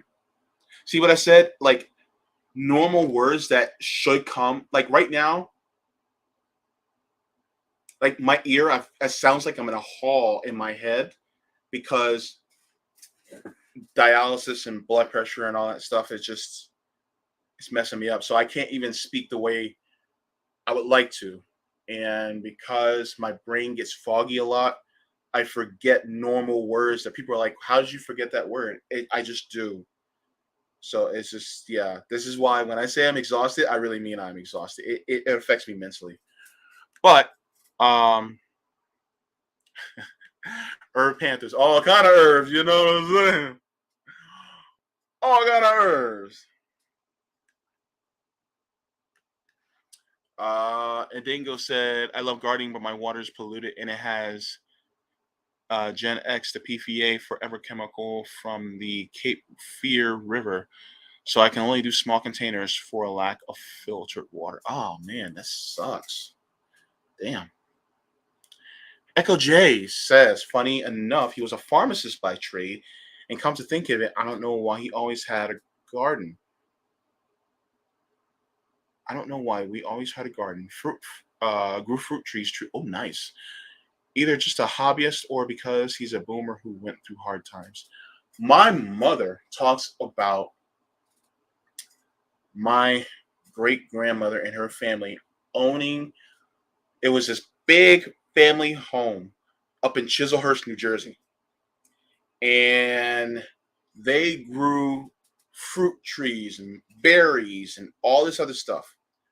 They basically had a farm. And that house was a big white house that, I mean, if the house was still around today, the house would probably be a little over, no, maybe 110, 120 years old. That house, if the house was still around. And, of course, me and my brothers, we would have inherited that home. Um, but unfortunately, it burned down. And it burned down when my mom was a little girl. So we're talking about the mid 50s that it burnt down.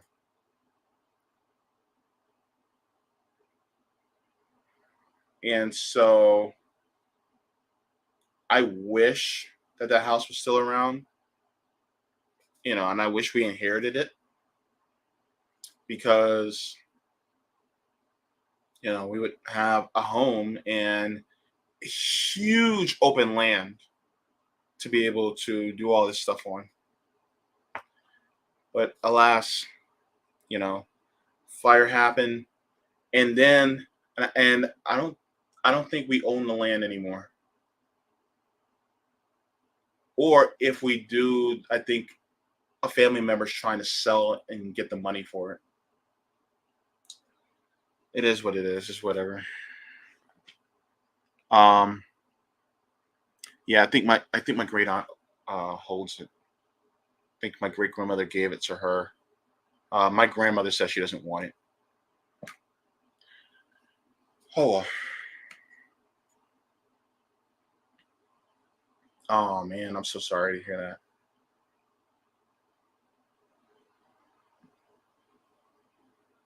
But I do. No, I'm just kidding. See, this is why I shouldn't be tired and coming on stream because whenever I get tired, I get goofy. Okay. Um, Gene says it breaks my heart to see someone buying limp old cilantro in a shop where they could so easily grow in a pot in their house for very little money. I don't use cilantro in my cooking a lot. I do use other herbs though. I use what do I use? I use rosemary, thyme, sage, basil, oregano,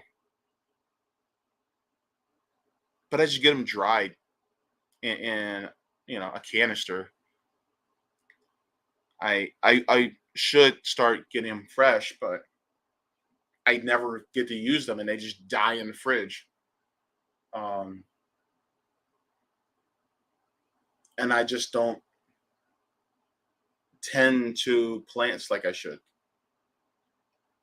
So I feel like maybe maybe I should do that more. But I don't cook as much as I used to because fatigue and all that stuff. So it's like I want to do all this stuff, but you can't. So unfortunately,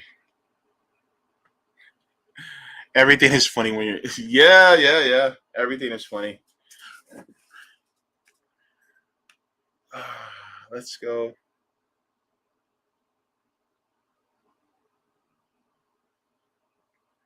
Hold on.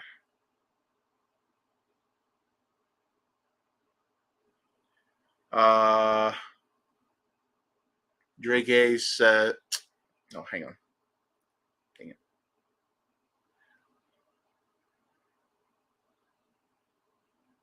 Drake says a home garden is not that demanding. It is nothing like farming, wherein the goal is to produce beyond personal needs for commercial sales.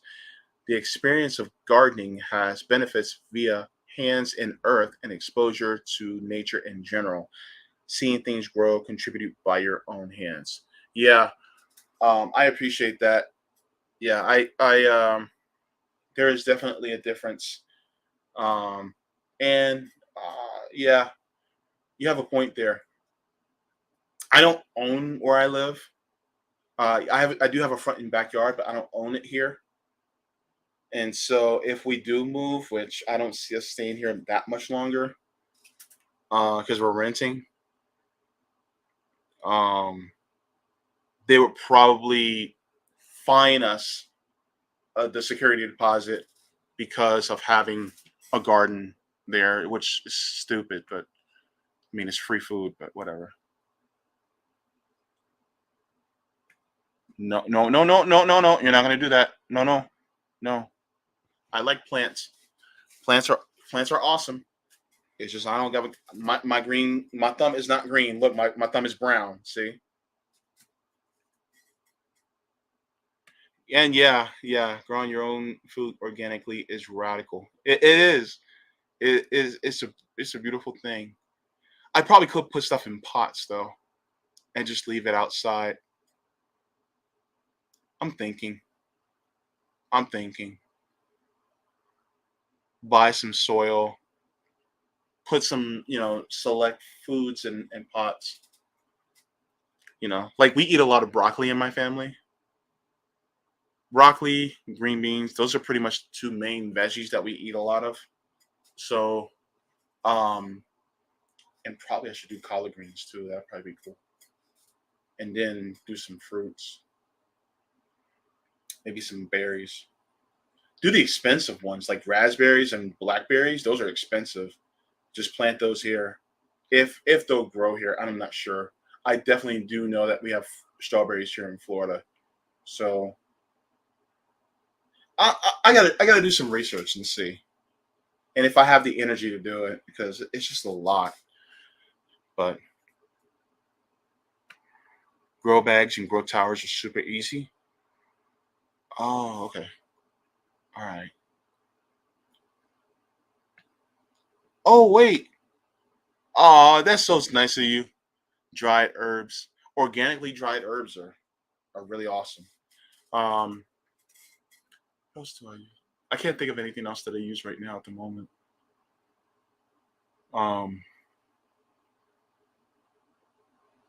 you know what I would like though? Some mint for smoothies. That's awesome. I think some mint for a smoothie would be kick ass. JB, do you ever want to can food? You can buy tomatoes when they're cheap and can them yourself. Yeah, no, it's not. I don't think it's that hard. My grandmother used to do a lot of canning, and my grandmother probably can. I can probably call her on the phone and ask her how to do it. Um, I probably can do that because we do love a nice pot of spaghetti in this house. Like we do spaghetti. We do pasta. I mean, look at me. We do pasta. Actually, I want to make a pot carbonara. I want to make a traditional carbonara. That looks so delicious, by the way. No, it's going to be great to see you. Um, that'd be kind of cool. That'd be pretty cool. I appreciate that.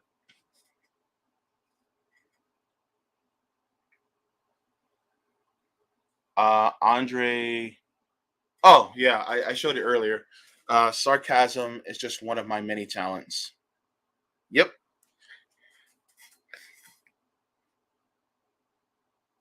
Really?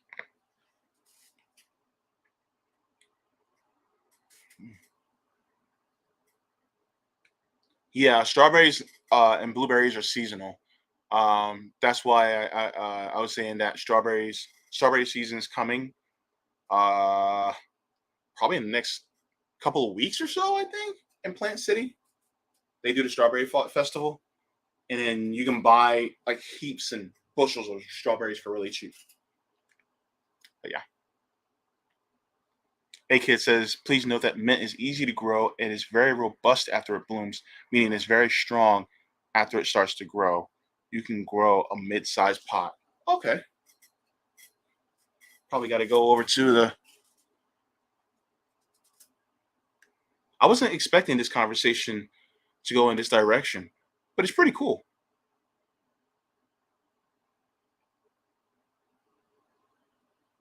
Mint grows in poor soil. I did not know that.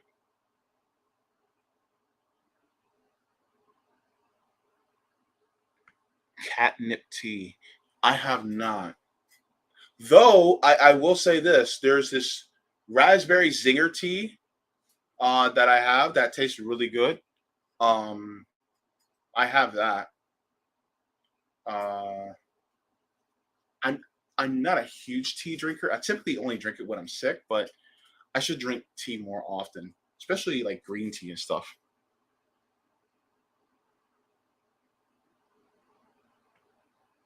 Chocolate and mint is good in coffee. I don't drink coffee. I'm sorry, people. JB is not a coffee drinker. I like the smell of coffee, but I don't drink coffee. I tried it one time when I was little, and I was like, ugh. And then I even had coffee flavored ice cream accidentally one day, and I was like, ugh, what is this?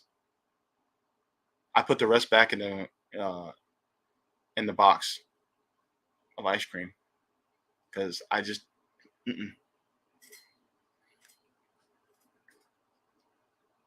No, Sabby, don't be like that.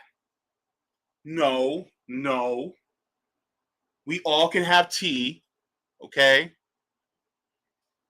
That's like saying that weed only belongs to Rome and Nick. Like, no, don't you play with me.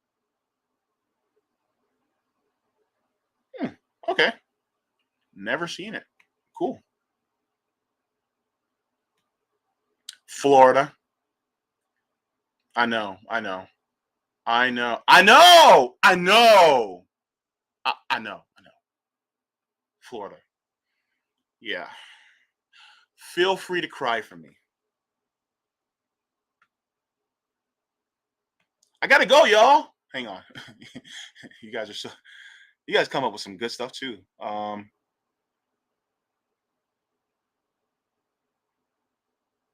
Hold on. Did you guys know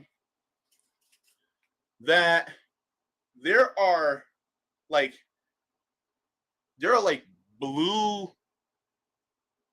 Oh my god. I can't even think of the word. Damn, foggy brain. There are blue bananas out there. Blue bananas. There are carrots out there that are purple and white. Like we are so brainwashed to think something comes in a specific color. Like tomatoes, heirloom tomatoes come in many different colors. I also learned years ago that there was over 1,000 different types of apples.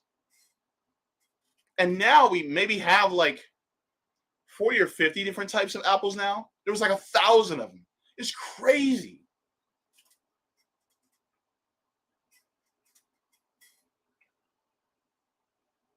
Egyptian lettuce.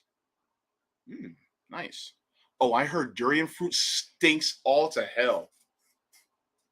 But I heard it tastes all right, pretty good.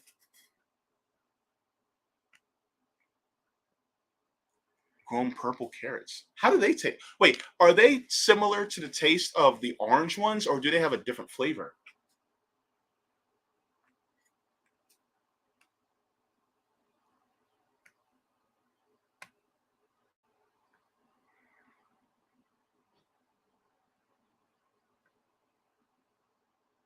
Oh yeah! Did you know that corn is actually grass? Corn is a grass, just like bamboo is a grass. Yeah,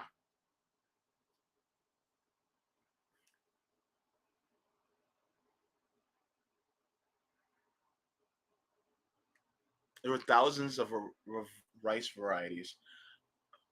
I want to try different varieties of rice.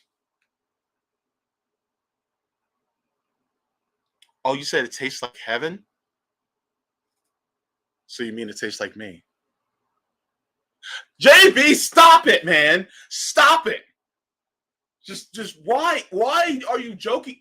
Ugh, I need to go. I just need to go. Like you guys are giving me too much ammunition right now to make these jokes. I need to go. You guys are just making me like, why are you doing? I'm gonna get canceled. Don't make me cancel myself. Don't put me there. No, no, no, no. No, no, nope. Don't you dare. Don't you. I am not about to give y'all a good time because JB will be up in here with tassels, swinging them all the which way, to to make y'all have a fun. I'm gonna threaten y'all with a good time. Don't make me do it.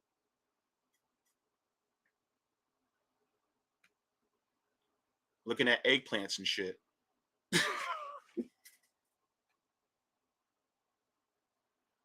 That's it, man. I'm done. I gotta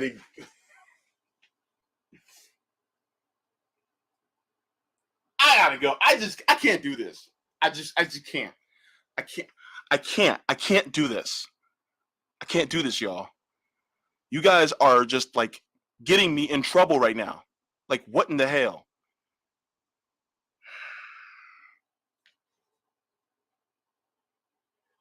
What in the hell, y'all?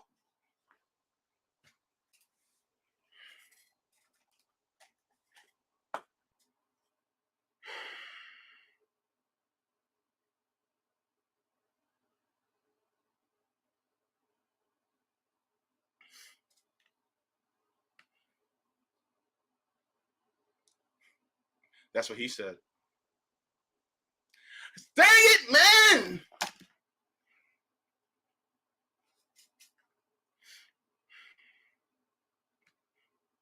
Look. Yup. Mm-mm. You guys aren't doing this to me. Nope. Nope. I'm gone. Smoke them if you got them. Drink plenty of water. Leave the world better than you found it. I love y'all. Mwah. Forehead kisses.